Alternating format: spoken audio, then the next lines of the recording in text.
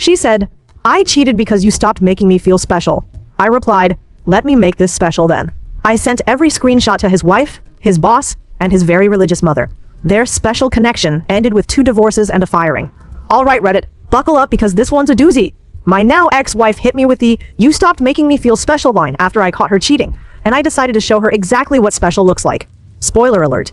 It involved a lot of screenshots and a very awkward Sunday church service for someone's mother. I'm 34. Name's Kevin. I work as an operations analyst for a manufacturing company here in Tennessee. Yeah, not exactly the most glamorous job, but I'm good at it. Numbers make sense to me. Spreadsheets don't lie. People, on the other hand, apparently do. A lot. Before I get into the story, let me give you some background so you understand how I got here. I grew up in a small town about 2 hours outside Nashville. Dad was an electrician, mom worked at the county clerk's office. Blue-collar family through and through. They taught me the value of hard work, keeping your word, and treating people right. Been married 37 years now and still hold hands when they walk through the grocery store. That was my model for what marriage looked like. I moved to the city for college, got a degree in business administration with a focus on operations management. Graduated without too much debt because I worked part-time at a hardware store and lived like a monk for 4 years. Got my first job at a small company doing inventory analysis. Worked my way up, eventually landed at my current company about 6 years ago. Nothing flashy, but steady. I met my ex-wife Brittany back in 2017 at a mutual friend's wedding. She was a bridesmaid, I was there because my college roommate was the groom. Classic setup, right? The reception was at this converted barn outside the city. String lights everywhere. One of those rustic weddings that costs way more than it looks. She had this infectious laugh and these green eyes that made you forget whatever you were saying mid-sentence. We got stuck next to each other during dinner because someone messed up the seating chart. By the end of the night, we'd talked for 4 hours straight and I'd forgotten to eat half my meal. We exchanged numbers, and the rest was supposed to be history. Brittany worked as an office manager at a dental practice. Organized, detail-oriented, always had her calendar color-coded. She kept lists for everything. Grocery lists, weekend activity lists, 5-year goal lists. On paper, we were perfect for each other. 2 people who liked structure, planned ahead, and actually showed up when we said we would. Our first date was dinner at a restaurant downtown. Nothing fancy, but nice enough that I wore a button-down shirt and actually ironed it. She showed up in this blue dress that matched her eyes, and I remember thinking I needed to not mess this up. We talked until the staff started putting chairs on tables. She laughed at my terrible jokes and didn't check her phone once the entire night. After dating for 2 years, I proposed. Nothing crazy fancy, just a nice dinner at her favorite Italian place and a ring I'd saved up for over 8 months. It was a little restaurant called Lucia's that she'd been going to since she was a kid, her parents' anniversary spot. I'd coordinated with the owner to have flowers at the table and her favorite dessert ready. She cried when I got down on one knee. Happy tears, or so I thought. Said yes before I even finished asking. The whole restaurant clapped. Her mom called me within an hour because Brittany had texted her a photo of the ring before we'd even left the parking lot. We got married in spring of 2020. Yeah, right before everything went sideways with the world. Our original plan was this big wedding at a venue her parents had helped us put a deposit on. 150 guests, full catering, live band. All of it got canceled when everything shut down. Instead, we had a small ceremony in her parents' backyard. 20 people total, her uncle officiating because he got ordained online. Her mom cried anyway, said it was more beautiful than any ballroom could have been. My dad gave a toast about finding your person and holding on tight. I believed every word. Our honeymoon got postponed 3 times before we finally made it to the Smoky Mountains for a long weekend. Not exactly the Maldives, but we were together, and that's what mattered. Rented a cabin with a hot tub and a view of the mountains. Spent 3 days hiking, cooking together, and pretending the rest of the world didn't exist. At least I thought it mattered. Our first couple years of marriage were good. Really good, actually. We bought a small house in the suburbs. Nothing fancy, but it was ours. 3 bedrooms, a decent backyard, a garage where I set up my little workshop for fixing things. The house was built in the 80s and needed some work, which I actually liked. Gave me projects. I'm the kind of guy who likes working with his hands when I'm not staring at spreadsheets. Something about turning raw materials into something useful, it's different than analyzing numbers all day. I built us a nice deck that first summer, stained it myself over a long weekend, refinished the hardwood floors in the living room and hallway, renting a sander and watching YouTube tutorials until I got it right. Even made Brittany this custom bookshelf for her romance novels. Floor-to-ceiling job with adjustable shelves and those little library lights at the top. Took me 2 months of weekends, but the look on her face when I unveiled it made it worthwhile. She always had her nose in one of those books. Historical romance, contemporary romance, paranormal romance. Stacks of them everywhere. Kindle overflowing with digital copies too. She'd stay up late reading while I fell asleep next to her. The glow of her tablet the last thing I'd see before passing out. I used to tease her about it. Said her expectations were being ruined by all those perfect fictional men. Those dukes and billionaires and firefighters who always knew exactly the right thing to say. She'd laugh and say, I was better than any book boyfriend, because I was real. Should have seen the foreshadowing there, I guess. She was literally telling me that reality couldn't compete with fantasy. Around year 3, things started shifting. Nothing dramatic at first, just small stuff that I noticed but didn't dwell on. The way she'd sigh when I suggested staying in on weekends. How she started criticizing things that never bothered her before, like how I loaded the dishwasher or folded towels. She started staying later at work because apparently the dental practice was expanding. New dentist joined the team. Bigger patient load, more responsibilities for her. Made sense on the surface. She'd always been ambitious about her career, talked about eventually becoming the practice manager when the current one retired. His name was Brandon, Dr. Brandon Mitchell. Divorced, mid-30s, apparently had a smile that put patients at ease according to the practice's website. He'd bought into the practice as a junior partner about 2 years ago, investing some family money to secure his position. I looked him up once when Brittany mentioned they were doing inventory together after hours. Just curiosity, nothing suspicious at that point. Dude looked like every other dentist. Forgettable face, expensive haircut, the kind of guy who probably had strong opinions about flossing and electric toothbrushes. His social media was full of golf photos and pictures of his 2 kids at soccer games. Looked like a normal suburban dad, living a normal suburban life. Brittany started talking about him more. Brandon thinks we should switch suppliers for the cleaning instruments, says we're overpaying. Brandon has such good ideas about streamlining the patient schedule. Brandon brought everyone fancy coffee this morning from that new place downtown. Brandon. At first I figured it was just work stuff. When you spend 40 hours a week with someone, they're bound to come up in conversation. I talked about my coworkers plenty too, but there was something different about how Brittany said Brandon's name. This little spark in her eyes, this energy in her voice that I hadn't heard in a while. Looking back, all the signs were there. I just didn't want to see them. The late nights became more frequent starting around October. Brittany would text saying she was staying to help with some project or crisis. Emergency with the scheduling software, insurance paperwork that needed filing before a deadline. Always something that required her specifically and couldn't wait until morning. I didn't question it at first. She'd been wanting more responsibility at work, and here it was. I told myself I should be supportive, not paranoid. The last thing I wanted was to be one of those controlling husbands who needed to know their wife's location every second. The phone started getting guarded. Nothing obvious like hiding it when I walked in, but more like always having it face down on the table. Always taking it to the bathroom, even for short trips. Always having it charged and nearby, even when she used to leave it in her purse all evening. I noticed she changed her lock screen from a photo of us to some generic landscape. When I asked about it, she said she was just trying something new. Little things that wouldn't mean anything in isolation but started forming a pattern. Then came the girls' nights that suddenly required her to stay out until 2 a.m. Brittany never used to be a night owl. Woman was usually yawning by 10 p.m. and asleep by 11. Our running joke was that she was secretly 80 years old because she'd rather be home in pajamas than at any party. But now she had all this new energy for her friends apparently. Every Friday or Saturday, there was some dinner or gathering or event she just couldn't miss. She'd come home flushed and happy in a way she hadn't been with me in months. Her friends confirmed some of these outings when I asked casually, which made me feel guilty for suspecting anything. Her best friend Maria mentioned they'd had dinner last Friday, which matched what Brittany had told me, but something still felt off. Here's the thing about being an analyst. You notice patterns. That's literally my job. I track data, spot anomalies, identify trends that other people miss. I spend 40 hours a week looking at spreadsheets and finding the story the numbers are telling. And the trend in my marriage was starting to look pretty concerning. She stopped initiating physical intimacy entirely. When I'd try, she was always tired or not in the mood or had a headache. We went from a healthy married couple to roommates sharing a bed. I'd reach for her at night and she'd roll away, mumbling about needing sleep. The romance novels stopped appearing. For a woman who used to buy 3 or 4 a week, suddenly she hadn't purchased a new one in months. The bookshelf I'd built her sat there collecting dust. When I asked if she wanted to go to that bookstore she loved, she said she was taking a break from reading. That probably should have been the biggest red flag of all. Brittany without a romance novel was like me without spreadsheets. It just wasn't who she was. Unless she was getting her romance fix somewhere else now. I started paying closer attention. Checked the credit card statements, which I'd never done before beyond making sure nothing fraudulent was happening. Found charges at restaurants I'd never heard of. A spa day that she'd never mentioned. Purchases at clothing stores that didn't result in any new clothes I'd seen. The worst was the hotel charge. $163 at a place called the Madison Inn. Posted on a night when Brittany claimed she was at Maria's house for a birthday celebration. I felt sick when I saw it. Part of me wanted to confront her immediately. Throw the statement in her face and demand answers. But another part, the analyst part, knew that wouldn't get me anywhere. She'd deny it or make an excuse or turn it around on me for snooping. I needed more information. I'm not proud of what I did next, but I don't regret it either. We had a family phone plan, one of those deals where you get a discount for multiple lines. As the account holder, I had access to detailed records, call logs, text records, data usage. I could see who she was communicating with even if I couldn't read the content. The number that came up most frequently wasn't Maria or her mom or anyone I recognized. It was the dental practice's main line, which made sense for work stuff. But there was another number that appeared dozens of times over the past month. Late night calls lasting 30, 40, 60 minutes. Texts at all hours. I did a reverse lookup on the number. It was registered to Brandon Mitchell.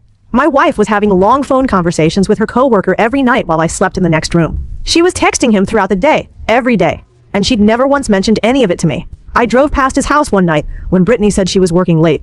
Nice place in the suburbs, 2-car garage, Toys in the front yard from his kids. His BMW was in the driveway. So was Brittany's Honda. I sat there in my truck for probably 20 minutes, watching the house. The lights were on in what looked like the living room. I could see shadows moving behind the curtains. My hands were shaking on the steering wheel. Part of me wanted to march up to that door and cause a scene. Confront them both and watch them scramble for excuses. But I didn't. Instead, I took a photo of her car in his driveway, noted the time and date, and drove home. I was already building my case. I just didn't know exactly what I was going to do with it yet. It was a random Tuesday in March when everything blew up. Nothing special about the day. Cloudy, a little cold, the kind of weather that makes you want to stay inside with a cup of coffee. I'd gone to work like normal, sat through 2 morning meetings, answered emails, reviewed some quarterly reports. Then my afternoon meetings got canceled. Company was doing a system upgrade, and nobody could access the main databases anyway. So my boss Janet told everyone to take off early. Use the afternoon for personal stuff, catch up on rest, whatever. I figured I'd surprise Brittany with a nice dinner. I stopped by the store, grabbed stuff to make her favorite meal. Grilled salmon, roasted vegetables, that fancy jasmine rice she liked from the Asian market across town. Even picked up flowers because why not? Trying to be a good husband over here. Trying to reconnect with my wife who'd felt distant for months. When I got home, Brittany's car was in the driveway. Weird since she was supposed to be at work until 6. The practice didn't close until 5:30, and she usually stayed at least half an hour after to close out the day. I figured maybe she was sick or had a dental appointment of her own. I let myself in quietly, not trying to be sneaky. Just not making much noise since she might be napping if she was feeling under the weather. Started putting groceries away in the kitchen, planning out the dinner prep in my head. That's when I heard it. Her voice. Coming from upstairs. And she wasn't alone. The sounds were unmistakable. Even through the floor and the closed bedroom door, there was no mistaking what was happening in my bedroom. In my bed. The bed I'd helped her pick out 2 years ago because she wanted something with a tall headboard. Now I could have gone full drama. Burst through the door, screaming and throwing things. That's what most people would do. That's what the movies show. That's what she probably expected if she ever got caught. But here's the thing about me. When I'm really angry, I get quiet. Ice cold. My brain shifts into problem-solving mode instead of emotion mode. I learned it from my dad, who was the same way. The man could get so mad his face would go completely blank, and you knew that was when you were really in trouble. I stood at the bottom of the stairs, listening. Not to the sounds, because trust me, I didn't need those images burned into my brain any more than they already would be. But listening to them talking afterward. That's the thing they don't show in movies. The post-affair conversation when they think they're alone. I heard him first. This deep voice I didn't recognize saying something about how they needed to be more careful, how his wife had been asking questions about his schedule, how he'd had to make up a story about a dental conference to explain being unavailable last weekend. His wife. So this wasn't just some single guy. This was a married man. My wife was having an affair with another married man who had kids waiting for him at home. Double the betrayal, double the destruction. Then I heard Brittany laugh. This light, carefree laugh that I hadn't heard directed at me in months. She said something about how it would be worth it, how what they had was special, how she'd never felt this way before. Special. There was that word again. I quietly backed out of the house, grabbing the grocery bags as I went because some part of my brain was still operating on autopilot. Got in my car, drove to a parking lot down the street, and sat there for probably an hour just thinking, processing. My hands were shaking, but my mind was crystal clear. See, most guys in this situation would confront immediately, blow everything up in the heat of the moment. But that's how you lose. That's how you end up looking like the bad guy while they play victim. I'd seen it happen to my buddy Dave after his divorce. His ex somehow spun everything, made him out to be controlling and paranoid, and their mutual friends all sided with her, even though she was the one who cheated. Not me. I was going to be strategic about this. Patient. Methodical. I was going to treat this like a work project, with objectives and timelines and deliverables. I waited until their cars left. His was the silver BMW I'd seen in his driveway, because of course it was. She walked him out to the door, looking around nervously to make sure no neighbors were watching. I was parked too far away for her to notice my truck. Then I went back inside, made myself dinner like nothing happened, and started planning. The salmon was good. The irony of eating a romantic dinner alone while plotting the destruction of my marriage wasn't lost on me. First thing I did was create a new email account. Something generic that couldn't be traced back to me easily. Then I started researching, learning everything I could about documentation and evidence. I set up cloud backup on our shared devices that Brittany didn't know about. We had one of those family phone plans, which meant I had access to more than she realized. I didn't hack anything or break any laws, didn't install any spyware or tracking apps, just used the access I legally had as the account holder to our various accounts. Over the next 3 weeks, I became a ghost in my own marriage, acted completely normal, made dinner, watched TV together, even initiated intimacy a few times. She turned me down, of course, too tired from work, but I had to maintain the facade. Any sudden change in behavior would tip her off that I knew. I needed her comfortable, complacent. Every night after she fell asleep, I'd stay up building my case. Screenshots of text messages that synced to our cloud storage. Photos she'd taken and thought she'd deleted, but hadn't realized were backed up automatically. Calendar entries for dentist appointment that happened way too often for someone with perfect teeth. The text messages were the worst to read. All those little pet names and inside jokes and promises for the future. How they talked about me. This clueless husband who worked too much and didn't appreciate what he had. Brandon calling me boring. Brittany agreeing. They'd been planning trips together. A weekend getaway to a coastal town next month. Timing it for when I had a work conference so I wouldn't notice her absence. Talked about eventually being together for real, once they figured out how to leave their spouses without losing everything. Credit card statements showed hotel charges she'd hidden in her personal spending category that I'd agreed not to question. Turns out trusting your spouse with financial privacy just makes it easier for them to hide things from you. I found out more about Brandon Mitchell too. The guy was Brandon Mitchell, divorced my foot. He was very much still married. Wife named Patricia, 2 kids aged 8 and 5. A nice house in the suburbs that they'd bought together after his first practice failed and he had to start over. And get this. His mother was some kind of church elder at one of those big evangelical congregations on the other side of town. One of those mega churches with a coffee shop in the lobby and screens bigger than movie theaters. She led the women's ministry and was constantly posting inspirational content about faith and family values. I found Patricia's social media pretty easily. Woman was constantly posting about her blessed life, her wonderful husband, their perfect little family. Photos from church functions where Brandon stood there in his pressed shirt looking like Father of the Year.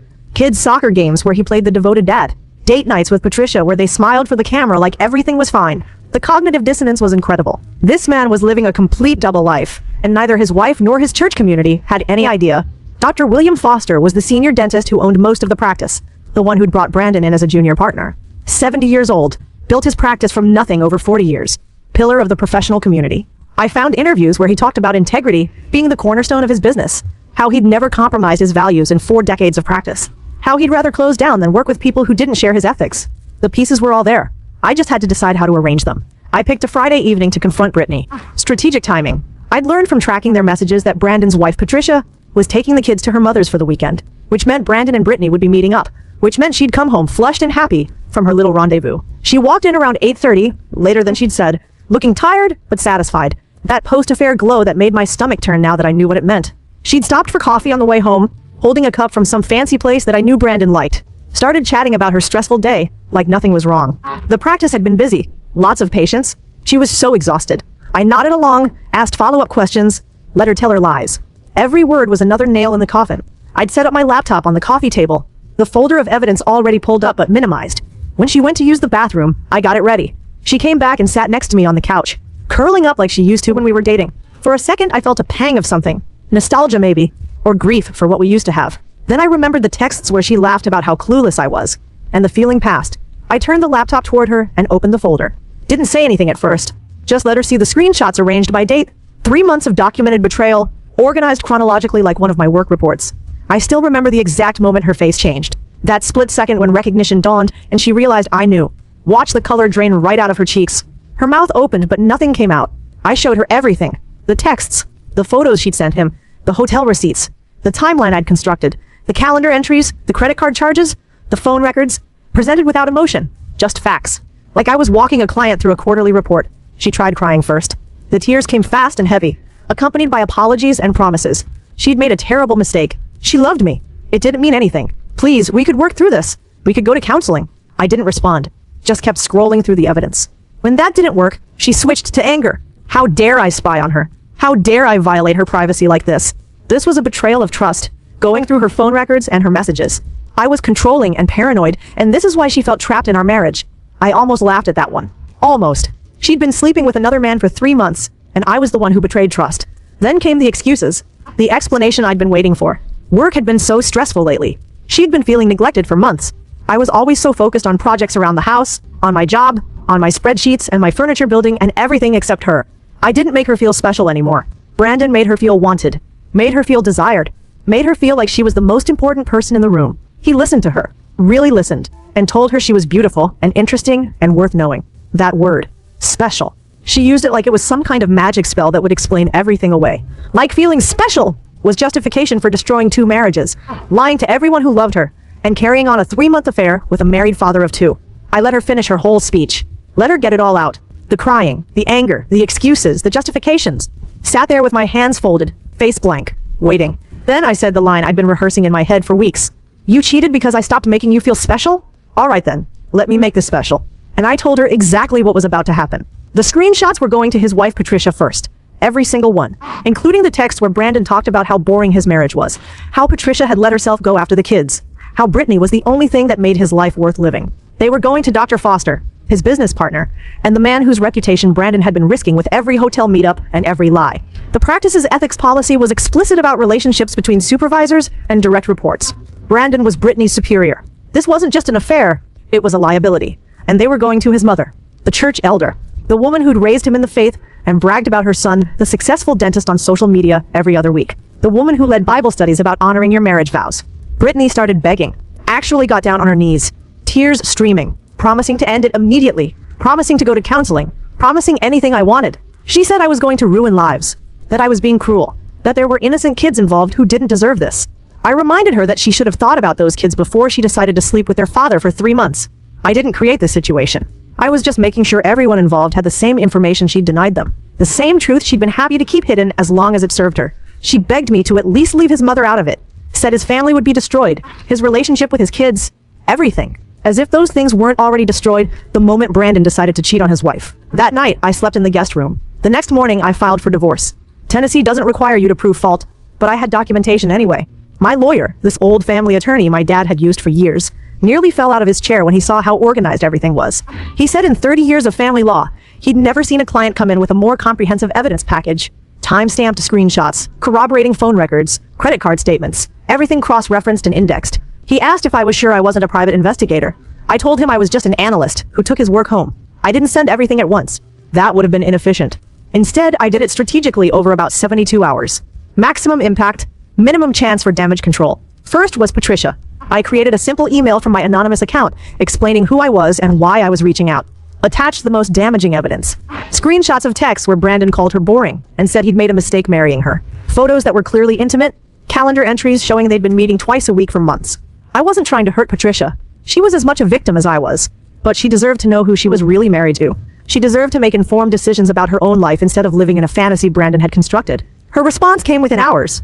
A simple thank you and a request for any additional evidence I had. I sent her everything.